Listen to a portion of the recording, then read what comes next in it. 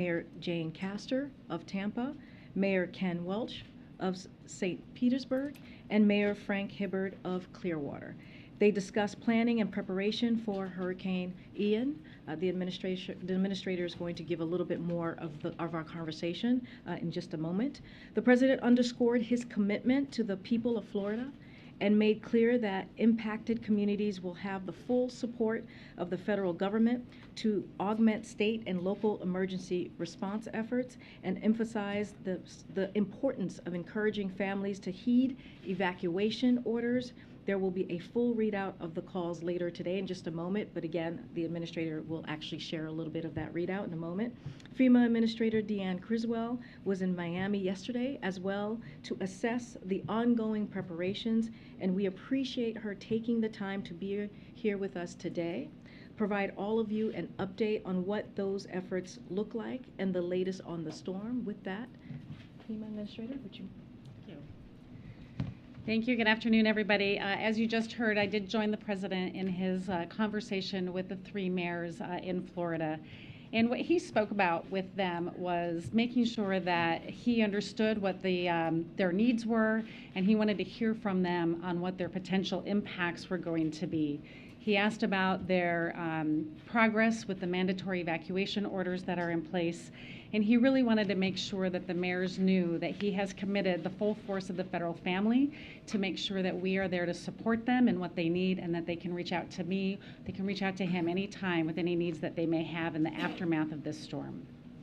So a little bit about the storm. As of this morning, the National Hurricane Center upgraded Hurricane Ian to a Category 3 storm, which means that's about 125 mile-an-hour winds. Ian is moving toward western Florida at approximately 12 miles per hour, and at this time we are expecting landfall somewhere between Fort Myers and Tampa. By the time it reaches the shores of Florida, the storm is going to slow down to approximately 5 miles per hour, and this is significant because what this means is that Floridians are going to experience the impacts from this storm for a very long time. I can tell you that our biggest concern as we wait for this storm to make landfall is storm surge. And I will note that storm surge is a leading cause of hurricane-related fatalities. Just in 2018, when Hurricane Michael impacted the Florida Panhandle, there were 5 recorded fatalities as a result of storm surge. So therefore, if people are told to evacuate by their local officials, please listen to them. The decision you choose to make may mean the difference between life and death. We won't just see storm surge, though, on the western coast of Florida. Hurricane Ian's path is also going to bring some storm surge to the eastern coast, somewhere near the Daytona to the Jacksonville area. In addition to the storm surge, we are also going to see significant rainfall with the possibility of up to 25 inches in some isolated parts of Florida. And as always, there's always a possibility for tornadoes. So the main message I have for everyone in Florida is that this is going to impact everyone in different ways. So you need to stay focused. I did speak with Governor DeSantis on Friday to hear his main concerns and his priorities for the response and the preparedness actions. And we immediately began moving resources and personnel in. And President Biden signed Governor DeSantis' pre-landfall emergency declaration request on Saturday. This made sure that we were able to immediately start supporting the governor's concerns that he relayed to me. The preparation for this storm has been extensive and it has been coordinated. It has been a coordinated effort between FEMA, our federal, our state, and our nonprofit partners. So a little bit about some of that forward-leaning posture that we've put in place. Search and rescue, we know that this is going to be a priority. We have established a search and rescue coordination group that's going to be in Miami, and it includes members from FEMA's urban search and rescue teams, the Coast Guard, the Department of Defense, the Department of the Interior, as well as the state of Florida. These teams are going to coordinate search and rescue efforts by land, by air, and by sea. We have also pre-staged 128,000 gallons of fuel for immediate deployment. And we have moved a variety of generators of all sizes and types to help restore power to critical infrastructure after the storm passes. The Army Corps of Engineers has also pre-staged 300 personnel to conduct power and fuel assessments as soon as the storm passes. And we have 3.7 million meals and 3.5 million liters of water that are staged in Alabama. There are also multiple volunteer organizations that are postured and prepared to support feeding operations as soon as it is safe to do so. The Red Cross, they have established 29 shelters right now for evacuees, and they are also prepared to open an additional 60 shelters if needed. And we have 200 ambulances from our FEMA contract that are already in the state working side by side with local officials, and we have 4 federal medical teams on standby. So while we are postured and ready to support Florida as they prepare for the impacts of Hurricane Ian, I want to make clear that FEMA's ongoing support to Puerto Rico's recovery efforts from Hurricane Fiona, as well as Alaska's recovery from Typhoon Merbok, is still ongoing. We remain focused on helping Puerto Rico restore critical services like power and water, and our staff remain engaged with families to help them through the application process. And I'm happy to say just now that the final 4 municipalities in Puerto Rico were just added for individual assistance, so now the entire Commonwealth has that available to them. Our teams in Alaska are also helping the state complete damage assessments and addressing emergency repairs as the state is preparing for their nearing freeze-up as the winter season approaches. As far as Hurricane Ian's path, it has become more defined, but as with any hurricane, it can still be unpredictable. This means that it is more important than ever that communities inside and outside of that projected path that you see, that you stay vigilant. And so my message to those who may be watching at home, get ready and do not underestimate the potential that this storm can bring. Know where you are going to get your information. Listen to your local officials and heed their advice. They are trying to keep you safe. Have a plan to communicate with your family. Finally, FEMA and our partners are here. We are ready and we are focused on meeting the needs of those that we are charged to serve. But we need the help of everyone that we are charged, that everyone at home, to be as prepared as they can be. I am confident that we have the right team in place as we work this emergency response to Hurricane Ian, and together we have the capability to meet whatever threats may come our way. Okay, we'll take a couple questions. Thank you, Director Criswell. You briefly mentioned Puerto Rico. There are still 750,000 customers without power in Puerto Rico. I know you authorized just in June $600 million, I believe, for an equipment for rebuilding the power grid there. There was something like $10 billion approved back in 2020. What's the status of the efforts to try to rebuild Puerto Rico's power grid, and had any of that taken place before this latest storm? Yeah, I was just in Puerto Rico maybe about 3 weeks ago checking on the recovery from Hurricane Maria, and what I saw when I was there is one cohesive team between the Commonwealth of Puerto Rico and the federal family that has been really focused on all of the recovery efforts, but primarily the power restoration. When we were there just last week checking on the impacts from Hurricane Fiona, what I saw there is they were putting power back as quickly as they could, but I think the important piece and what really stood out to me is what I saw them as they were repairing the down power poles. They were bringing back more resilient. They were putting them back with more resilient poles to withstand future impacts like we saw from Hurricane Fiona.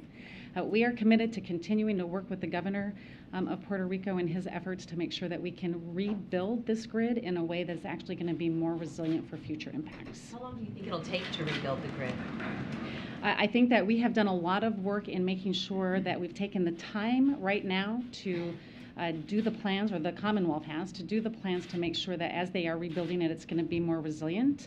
I think that the time, we'll get back to you on what the time frame is, but it takes time, right? Recovery never as fast as anybody wants it to be, but we will continue to work with them and expedite anything that we can to speed up that recovery. Has the administration, or will the administration, waive the Jones Act that would allow for a diesel-carrying ship to dock there in Puerto Rico to help provide necessary provisions of diesel oil to those there? Yeah, we are committed to doing everything that we can within our legal authority to support the people of Puerto Rico. And we know that the Jones Act waiver is one of those things. We have a legal obligation to ensure that each waiver request meets the legal requirements of Congress. And so any final determination on that will be made by the Secretary of Homeland Security. Given the pressure we've heard from the Puerto Ricans and the governor in that territory right now, what time frame should they anticipate that decision should be made given the urgent need for that oil? I know that they are actively working on that approval process or that consideration right now, and so I don't have a time frame for you right now. Okay. And just a curiosity, well, I know we've asked before, you spoke to several mayors down there. One of the mayors said that one of the primary concerns was complacency. I'm curious, the president spoke to big leaders. First question to you is about complacency. The second is you've spoken to the governor of the state. Why hasn't the president yet, or is there a scheduled call for the two men to speak, obviously, as they're the preeminent leaders of the country and of that state? I do have concerns about complacency. We're talking about impacts in a part of Florida that hasn't seen a major direct impact in nearly 100 years. There's also parts of Florida where there's a lot of new residents that have never experienced this type of threat. So my message to them is still take this very seriously, listen to your local officials, and those Floridians that have been through this before, help your neighbors that may have not had to go through this. Heeding the advice of your local officials is the most important. And as far as the conversation, the president directed me to contact the governor early on before we even did the declaration. I did that. My regional administrator is with the governor right now, making sure that we're understanding what the needs are, and our focus is on the current life safety needs that need to be met. Can you describe just the level of communication with state officials, and have there been anything unusual or any challenges with that? How would you describe it? Yeah, I think the communication that we have had with the state officials has been excellent. My regional administrator out of Region 4, Gracia Check, she is in Florida. She got there yesterday. She has been embedded at the state EOC working with the state emergency management director one-on-one to make sure we're understanding what their needs are. Again, she's traveling with the governor to a few areas today to make sure we're understanding what those needs. We've had a long relationship with Florida. Our Region 4 has had a great partnership with all of the emergency management team there. They've done a lot of work with the different municipalities and the counties, and I think the relationship is very strong. Is there anything different about this preparation compared to how FEMA normally prepares for hurricanes that approach landfall? Is there anything particular about the strength of this storm or where it's going to land that has changed how you prepare for it?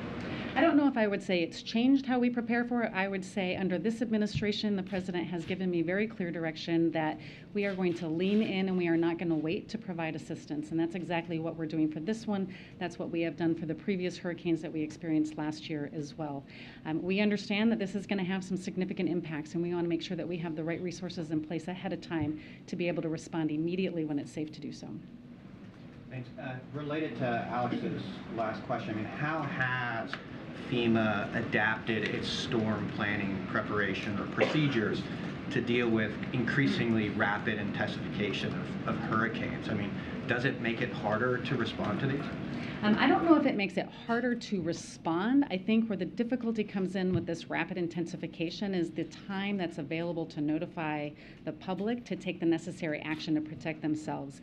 What I find is that we have less time for states to give evacuation orders because of the rapid intensification of these storms. But what we're doing, and what I did here, is contacted the governor on Friday to make sure that he knew we were ready to support his pre-landfall emergency needs, and giving him the assurance that we would have funding available to support his actions, but also our ability to bring in the federal family to be ready to respond to them.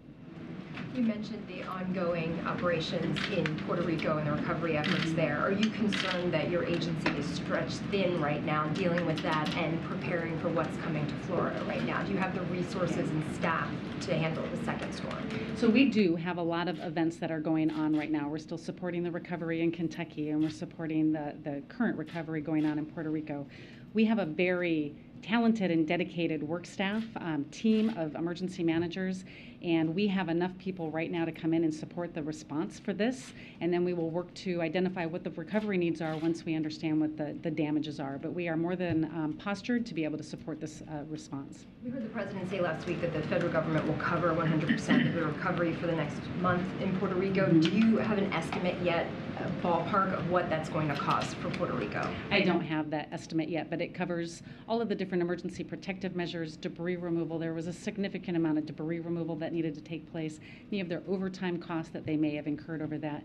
As far as a dollar assessment, I don't have that yet. No dollar assessment yet. I don't have it yet. We can certainly see if we have a better estimate and get back to you. Karine, I wanted just to- to follow up. I just I'm followed Matt. sorry. I just followed Matt. I just want to return to what Peter had asked about Governor DeSantis. In the past, President Biden, has made calls to governors in situations of natural disasters. Kay Ivey in Alabama, or Asa Hutchinson in Arkansas, or the governor in Texas. Is there any? Can you articulate, I guess, how those determinations are made and why it hasn't been made in this case to have the president call the governor? Yeah, the president is very focused on making sure that the federal family has the right resources available to support this. That is why I contacted the governor right away, and we have a team of my senior leadership that are embedded with the governor to make sure that we're supporting that. Our focus today is making sure that we have the right measures in place to support the life-saving activities that need to happen. Any conversations afterwards will need to be, we need to see what the damages are. But he's made conversations with the mayors, so is there any reason why not the governor?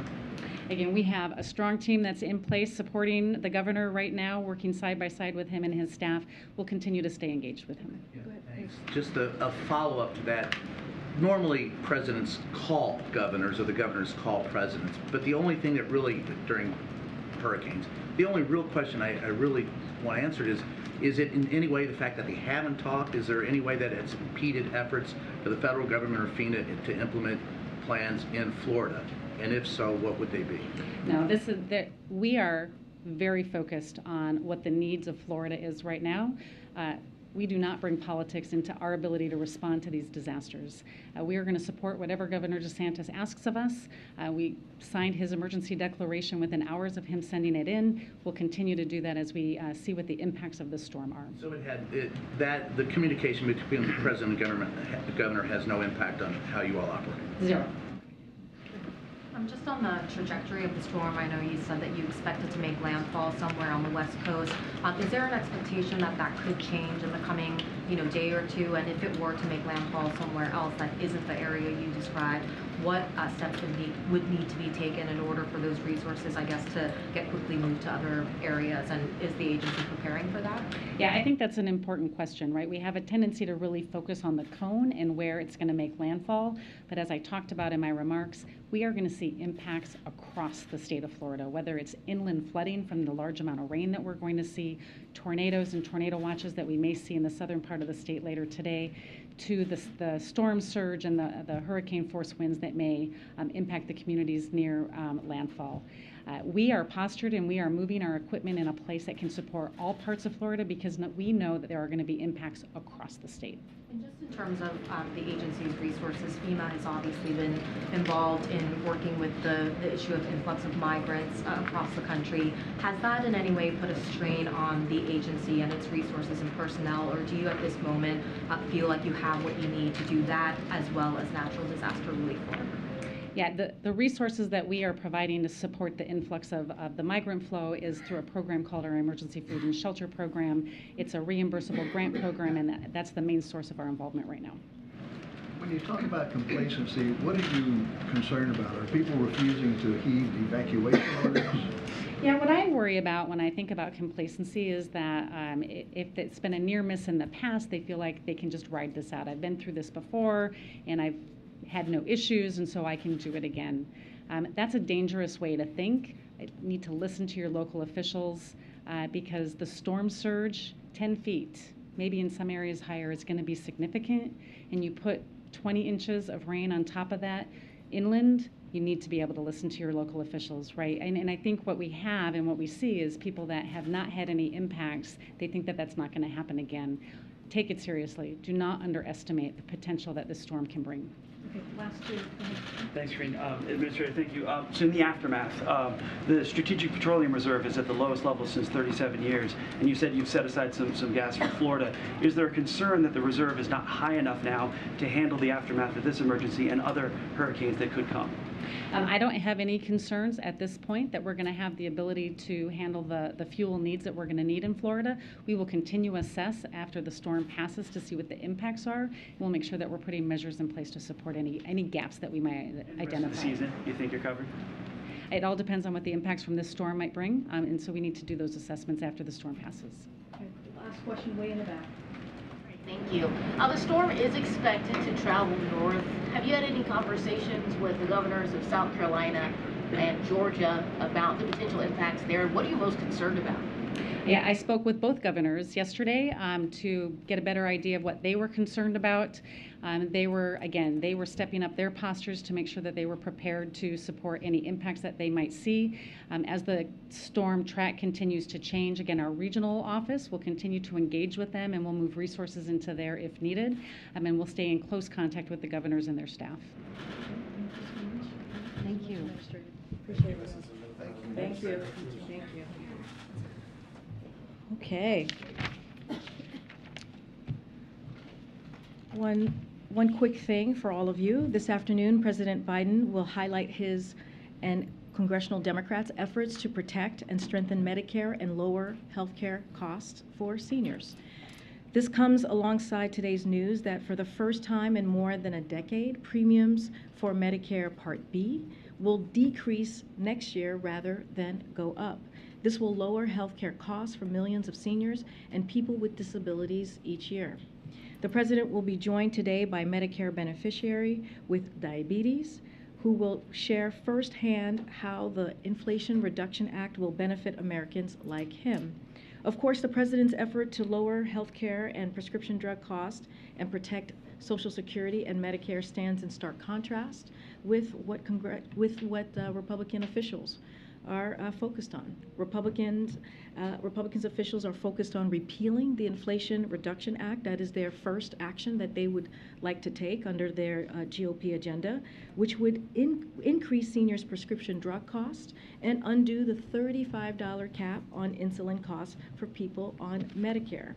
The President will also emphasize the dangers of Republican officials' plans to put Medicare on the chopping block every 5 years.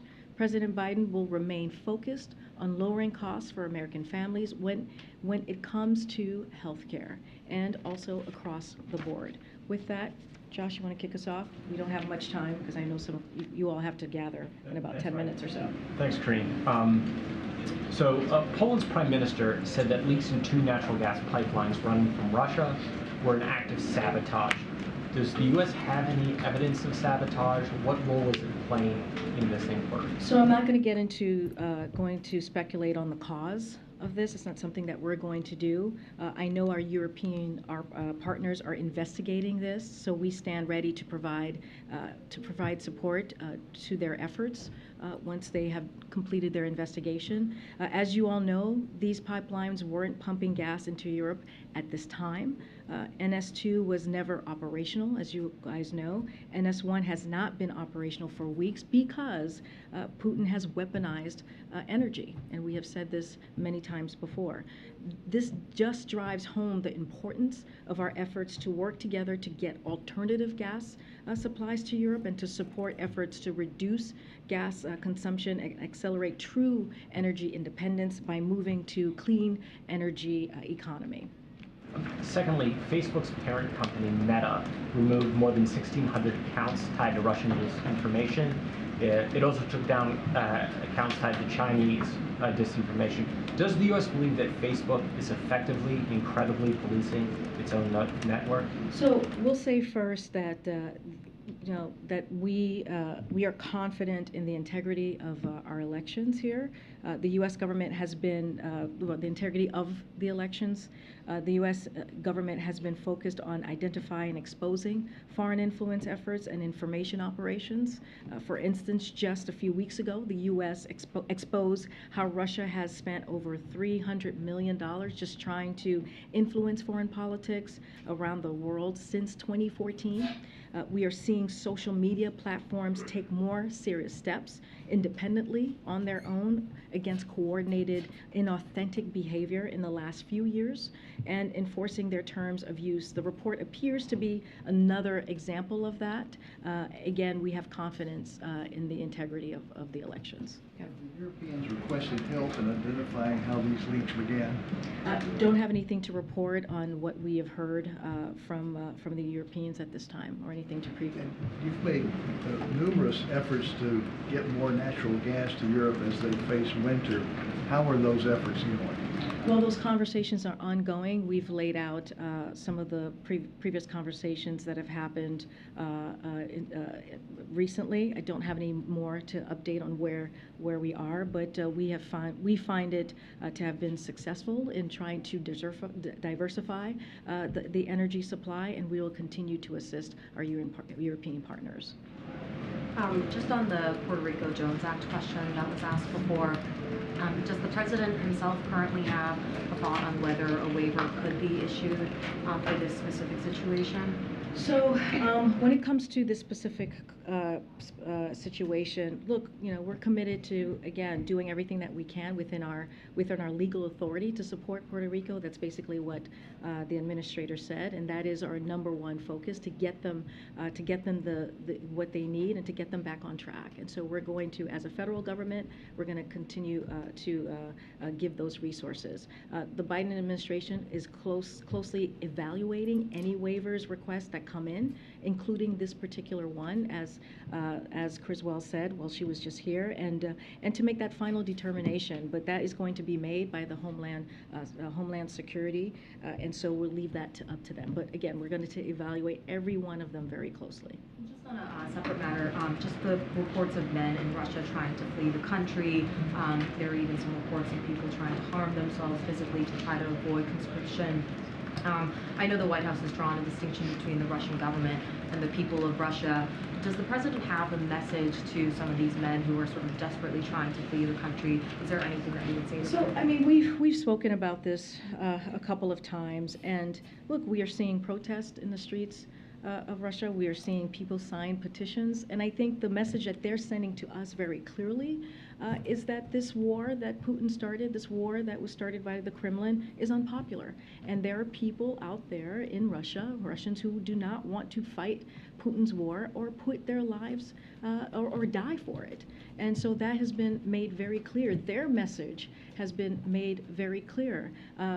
We continue to say to folks, I know there was a question that was asked about seeking refugee from persecution. We believe that regardless of their nationality, they may apply for asylum in the United States and have their claim adjudicated on a case-by-case basis. So as far as that, we welcome any folks who are seeking asylum, and they should do that. But again, we have talked about the bravery of the Ukrainians fighting this war for the past 6 months and how they're fighting for their freedom. And what we're seeing in Russia are the people of Russia who are saying they do not want this war. They do not support Putin's war. Again, and we have said this many times, there is one person who can stop this war, and that is President Putin. He's the one who started this unprovoked, brutal war, and it is up to him to stop it. What we're seeing right now is not strength; it is weakness from President Putin. Well, sorry. And welcome to the briefing room. I know. Thanks very much. Thanks for taking my question. A plaintiff in Indiana has filed a lawsuit trying to block the president's student loan forgiveness initiative, claiming that his tax bill is going to go up and cost more than the student loan forgiveness would be because of a program in Indiana. Any comment on that from the White House? And do you expect the program to move forward as planned this year? Well, look. So just to step back for a second. When it comes to the student loan debt relief, this is a promise that the president made on the campaign trail. And this is an opportunity that the president saw to give American families out there a little bit of a breathing room. You hear him say that often. You might hear him say that in just a little bit, how he has worked towards to make sure that the economy works for everyone and not to leave anyone behind. And so when you look at the student loans relief program, it is going to help tens of millions of people. It is going to help 90% of folks who are on that program are making under $75,000 a year. So look, we want to be really clear here. Opponents of the Biden-Harris administration student loan plan are trying to stop it because they know it will provide much needed, again, relief for working families. Anyone who does not want to give that debt relief and can choose to opt out. It's something that they are able to do. But again, the Department of Education website will provide more detail as you're asking if it's going to move forward on information about how the program will work before it launches. But the bottom line is this: no one who does not want debt relief will have to get that debt relief. So folks have an option to opt out. But again, this is going to help tens of millions of Americans who now are going to be able to put money down to maybe buy a house or to start a family, and that matters. Thanks, Karine. How heavily are labor union support for the Jones Act weighing on the administration as it decides whether to grant a waiver for ships around Puerto Rico? Look, this is a legal authority that we are following. We're going to evaluate each case, and so again, this is what we're going to lead with. Is not what from what others may be asking. Is what we can do from our point of view, and from the way that we are able to do, again, in a legal way. On the Medicare announcement, the cost is actually, the premium cost last year went up because of the federal government's plan to purchase this Alzheimer's drug that turned out to be not quite as effective as people thought. Now premiums are pretty much going back down to where they were before that. So isn't this just getting things back to where they were and not truly lowering premium costs? We see this as a win for the American people when they're going to get about $60 a year back into their pocket. That's important, and so I think that's how we see this. And as you couple that with what the president has been wanting to do and trying to do and has done with the Inflation Reduction Act, continuing to lower costs. And if you look at the Inflation Reduction Act, it is right now the #1 piece of legislation that's clearly law that is dealing with an issue that the Americans are feeling every day, which is trying to figure out how we lower costs. We're going to hear from the president speak in just a few minutes.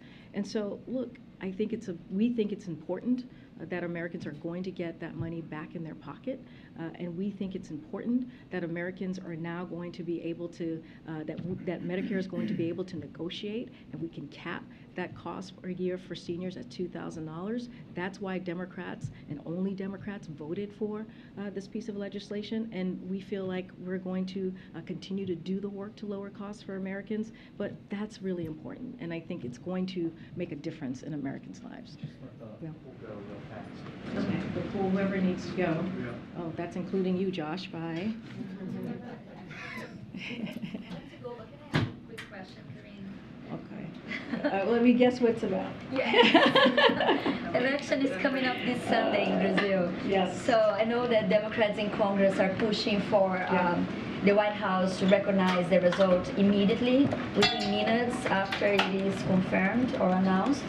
Is the White House planning to do this immediately? And is the White House concerned the result could be contested? So as you know, we're going to be monitoring these elections, as we have many elections that have happened in the last couple of weeks, in particular in Brazil. We're going to monitor them closely and have the trust in the strength of the Brazil's democratic institution. So we have seen recent reports of violence, and although the right to protest is fundamental in any democracy, the United States condemns any violence and urges Brazilians to make their voices heard in a peaceful manner. We believe that is important in this in this upcoming election. As a partner democracy in Brazil, or to Brazil, we will continue to follow the elections with the full expectation that they will be conducted in a free, fair, transparent, and credible manner, with all relevant institutions operating in accordance with the constitutional rule. Again, we will be monitoring this. Is the White House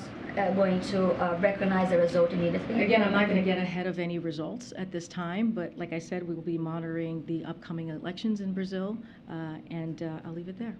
Thank you. Thanks so much. The CR doesn't have any funding that the White House requested on COVID or monkeypox. Has the White House given up on that funding? Is there another route for those funds, or is it time to be prepared to move forward without that kind of funding? So, look, our near-term priority is keeping the government open. We've been very clear about that, to ensure that vital services to the American people continue uninterrupted.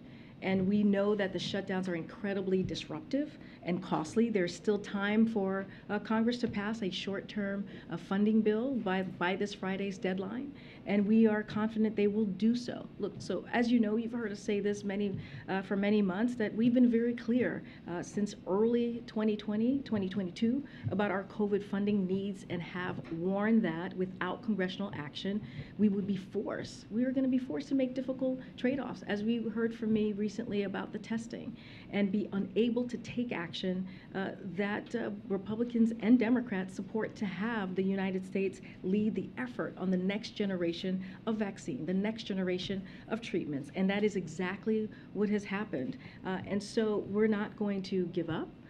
We're going to continue every day that we ensure secure funding. We need to protect and build on the progress we have made. So we're going to continue that process. On another topic, can you give an update on what is the President's message going to be to leaders of the Pacific Island Summit, particularly as it relates to China later this week? So just to give you a little bit of preview, as we announced earlier this month, President Biden will host the first ever U.S. Pacific Island County Summit, which will be held here in Washington, D.C., as you just noted, this Wednesday, tomorrow, and Thursday. On Thursday, President Biden will discuss with Pacific leaders our broadening and deepened cooperation on key issues such as climate change, pandemic and economic recovery, maritime security, environmental protection, and advancing a free and open Indo-Pacific.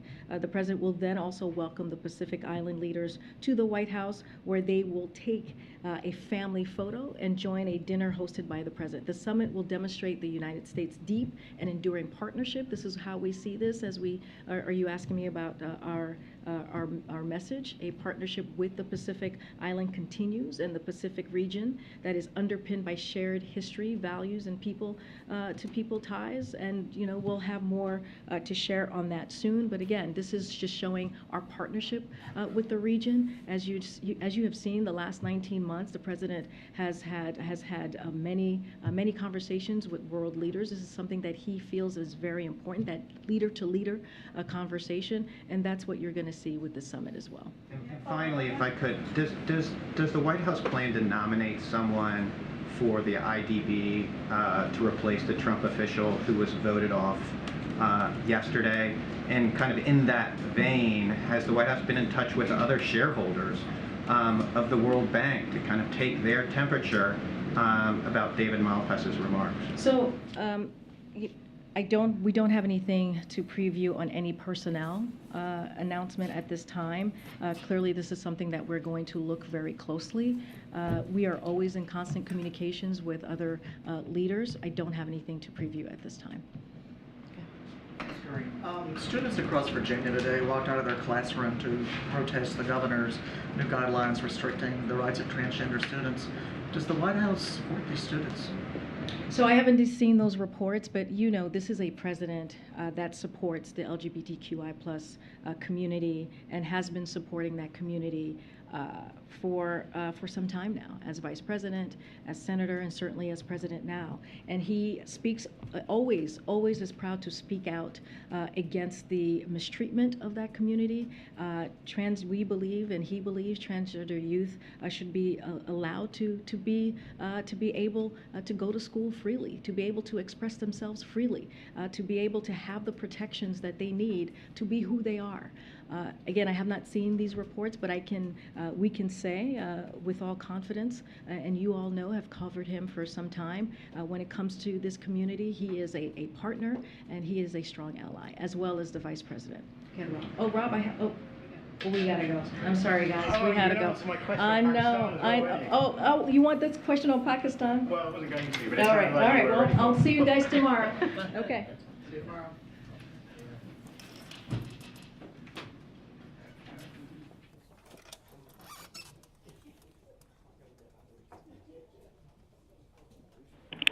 Please gather now at the Palm Room.